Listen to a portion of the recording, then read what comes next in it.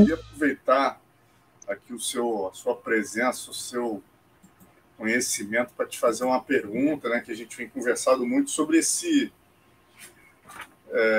sobre esse prefácio do livro do Rickson Gracie, né, feito pelo Padilha, onde ele, entre outras coisas, né, ele disse que, ao meu ver, a história do jiu-jitsu não foi contada da forma correta no Brasil, né?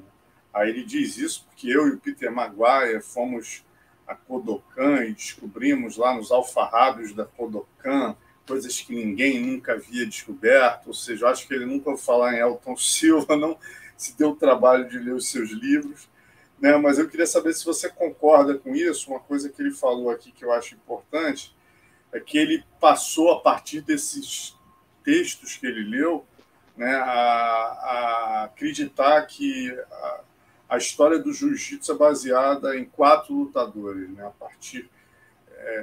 Quatro lutadores foram fundamentais na história do jiu-jitsu, 3 deles japoneses e um brasileiro, né?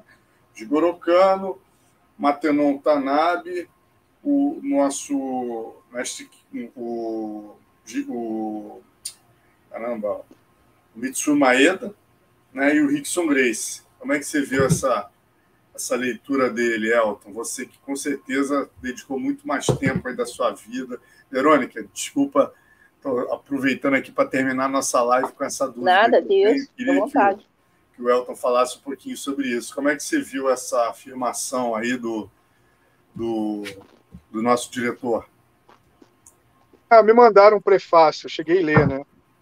Ele tenta fazer uma ligação do Tanabe, que é sem dúvida nenhuma, um personagem importante dentro da história do jiu-jitsu no Japão, com outro personagem que também é importante, né, principalmente para a gente, que é o Mitsu Maeda, o Conde Koma, que vem para o Ocidente e acaba sendo, né, o principal, vamos dizer assim, o principal professor do Carlos Gracie, né, que dá o pontapé, né, na criação do jiu-jitsu brasileiro.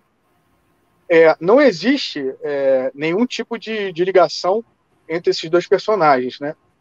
É muito creditado a criação das técnicas de Nevazá, técnicas de chão, ao Tanabe, né? O Tanabe foi um personagem importante, sem dúvida. Ele enfrentou alguns representantes do Kodokan durante a década de 1890, início da década de 1890, até o final. Então foram quase 10 anos ali, né, de lutas contra o Kodokan. Então são basicamente 4 confrontos ali. O que a gente sabe do Tanabe também é muito pouco, né? Não é uma coisa que... Não é uma tarefa fácil. Nós hoje temos alguns pesquisadores como o Bruno, da página COSEM, o Gustavo, do Budocast, entre outros, que começam a se debruçar nessa documentação em japonês. Muitos desses artigos, né, eles são pró-Tanabes. O que acontece? Quando o Tanabe morre, ele deixa algumas memórias ali para uma das suas filhas.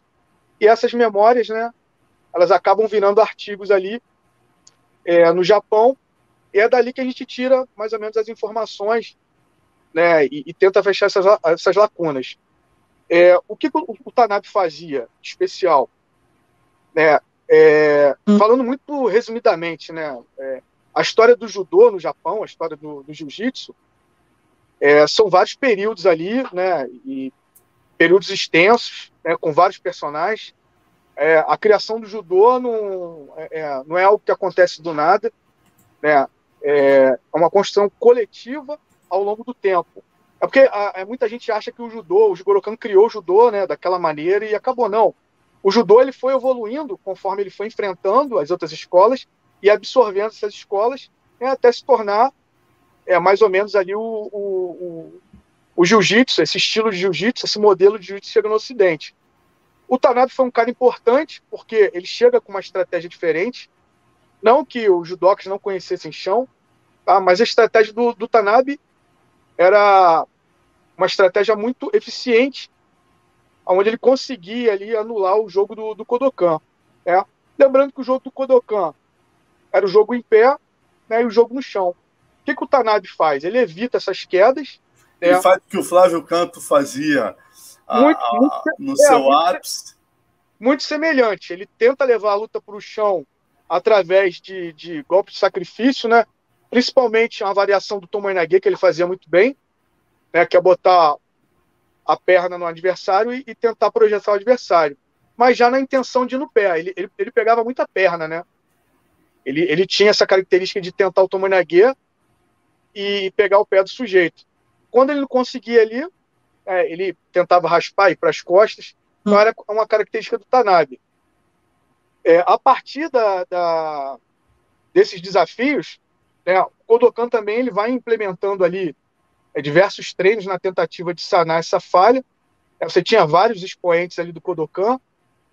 O Tanabe ele vence os quatro desafios.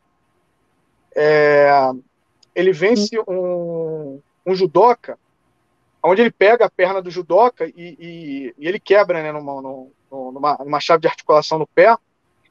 Isso foi ali no final da década, já no final da década de 1890, acho que 1898, e ali já surge, né, a possibilidade de você tirar aquele tipo de técnica, que era uma técnica muito lesiva, né, para os competidores, né, e para o Tanabe ele queria um esporte muito mais dinâmico, né, então essa característica de pegar a pé, ela acaba saindo ali desses confrontos, o que deixou ele muito magoado também.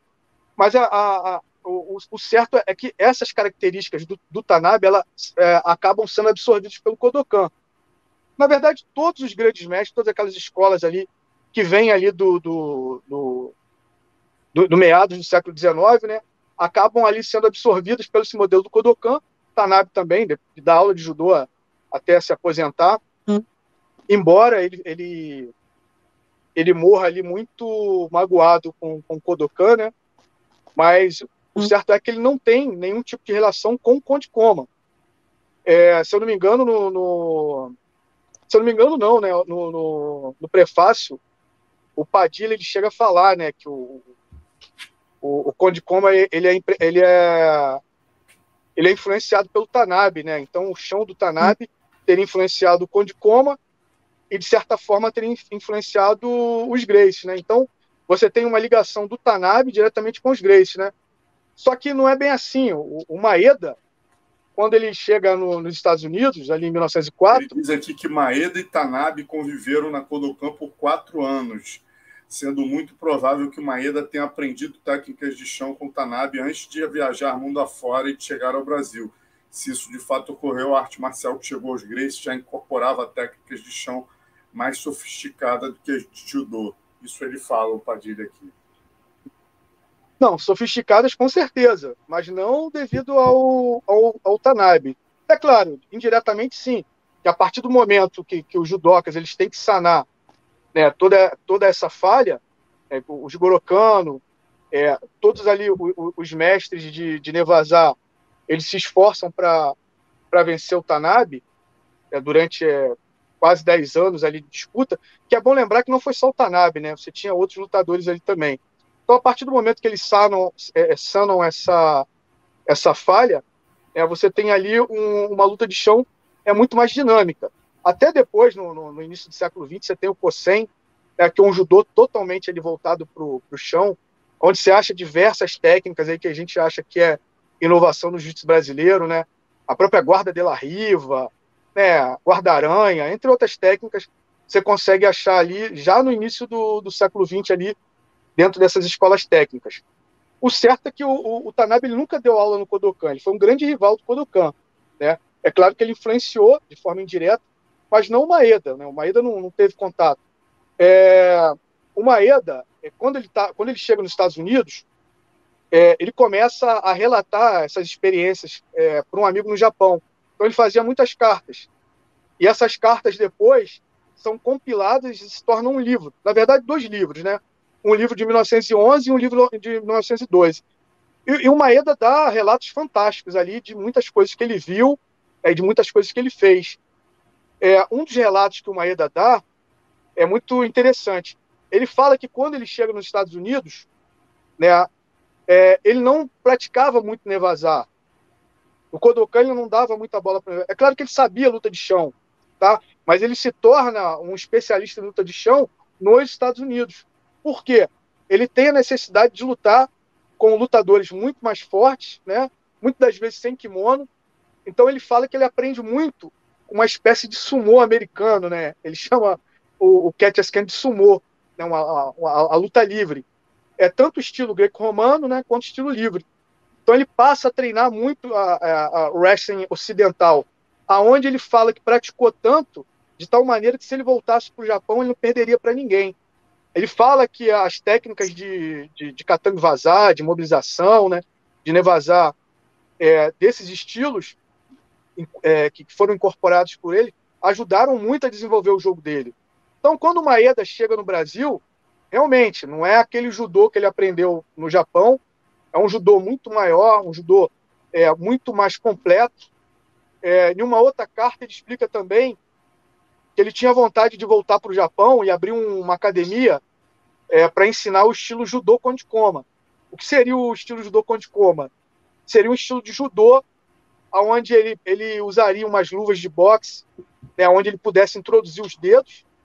Então você já tem aí a introdução da luva do MMA com o Maeda, e aonde ele pudesse agarrar, projetar os adversários, usar o boxe e o boxe francês, que no caso é o kickbox, né, o Savage, né, com todo esse conhecimento que ele aprendeu ali de catch wrestling, e quando ele chega no Brasil também ele aprende capoeira, né? Então realmente, quando ele chega a ensinar o Carlos, eu acho que o Carlos deve ter aprendido muita coisa diferente ali do judô que ele aprendeu no Japão, mas não por influência do Tanabe, né? Isso ele deixa bem claro.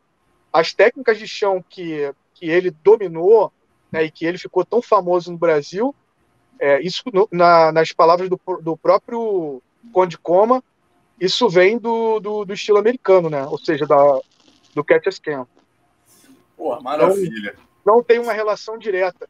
Para você ter uma ideia, o Tanabe ele não tem relação direta nem com o Kosen, né? Que a gente pode dizer assim que foi o que existia de mais sofisticado de luta de chão no mundo, né, cara?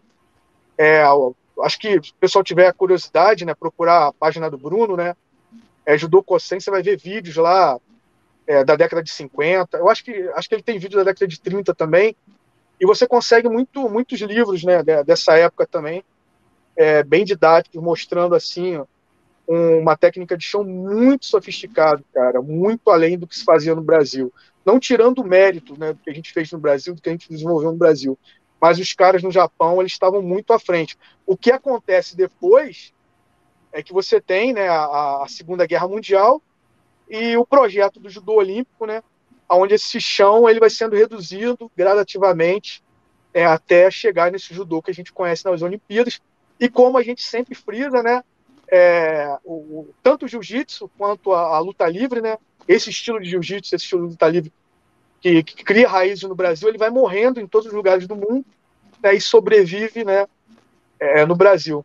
Isso é importante. Mas não tem nenhuma correlação entre Maeda e o Tanabe. Isso aí é, na verdade, uma grande viagem, né?